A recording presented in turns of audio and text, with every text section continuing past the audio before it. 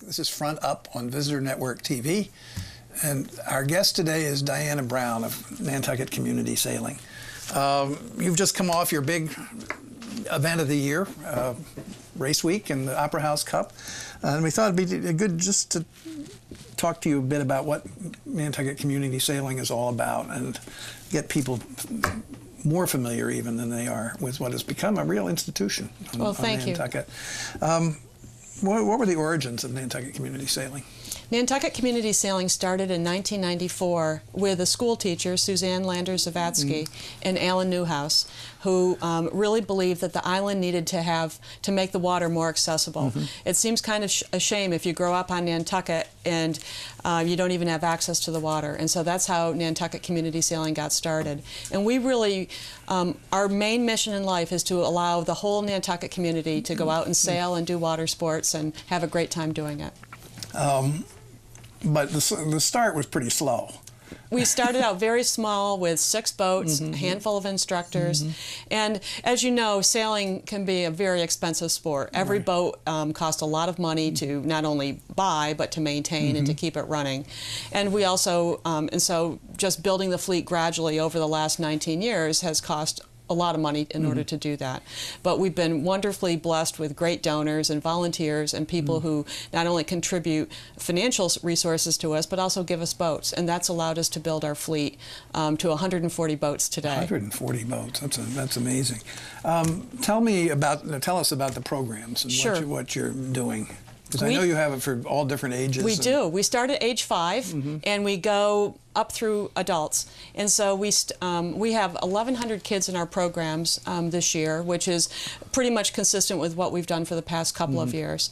And kids start at the age of 5 in our Guppies program, where we go out and put them in boats. And we thought we would just tow them around and get them used to feeling the rockiness of a boat. But the kids actually put up the sails and do a little bit of sailing. Our biggest programs are for young kids are in Hunters, Hunter 140s, and Optimist, and we do that out of Pulpus Harbor. Are those dinghies? Those are little dinghies, and we teach the little kids in Pulpus Harbor because it's really protected from the wind and the currents, and there's no commercial boat traffic. Our older kids are over at Jetties Beach, as well as the adults, and there we sometimes have to tow people out of the channel because the steamship is coming and they just capsized or something like that. But we run all the older kids and adult programs out of Jetties Beach, and there we have everything from Rhodes 19s and Marshall Cat 15s. The older kids sail in 420s, which is what we also use for the high school sailing team. And then we have 2 35-foot J105s, which are very popular with both kids and adults. And we race those boats. And then you have a program for the high school. We do. A sailing program for the high school. Yes, we help coach and provide all the boats and support for the high school sailing team. This spring we had 36 kids on the team, which is a record. We've never had more than 20. And then we also do a recreational What sport is suffering? There must be some sport that's suffering. I guess one of the lacrosse sports got canceled, and so we got a lot of former lacrosse players.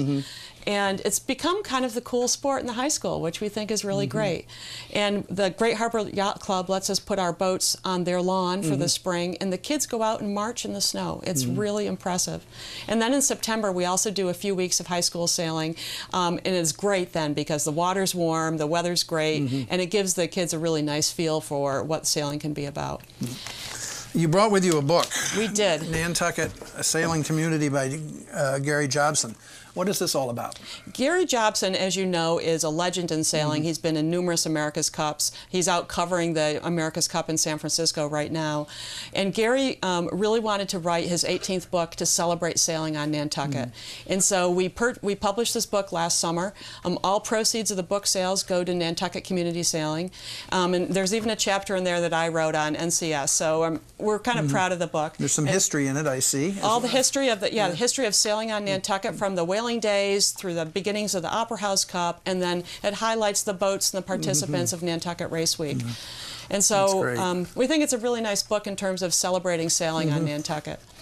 Well, sailing is such an important part of our history, obviously, and the fact that, as you alluded to earlier, a lot of the Nantucket kids don't go anywhere near the water.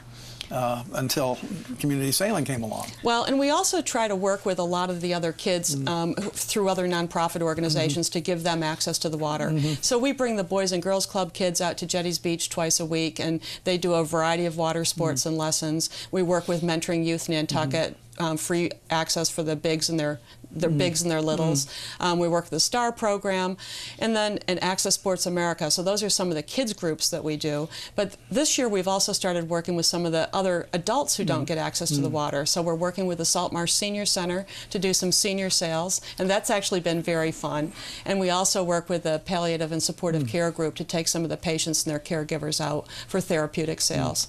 And sometimes it's nice just to be out on the water and not have to think about anything else but the wind in your face. And so we love being able to do that and providing that kind of community access. To do that takes some money, and you are in the middle of a capital campaign. We are. We started our first ever capital campaign last year. It's $1.9 million. We've currently raised just over $1.4, so we're on the home stretch and hope to finish it very soon.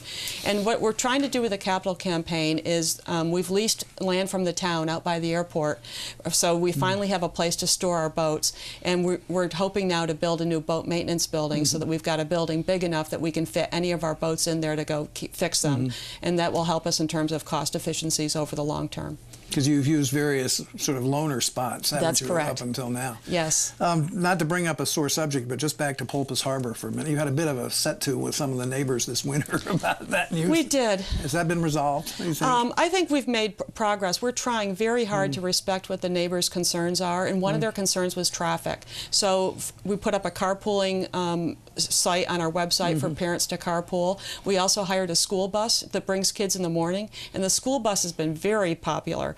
The parents love it because they don't have to drive all the way out to Pulpus and back. The kids love it because they think it's cool to ride the school bus, and it really has cut down traffic tremendously in the morning. We just piloted it for our morning classes this year, but I think given the success we've had with the bus, we'd like to continue that.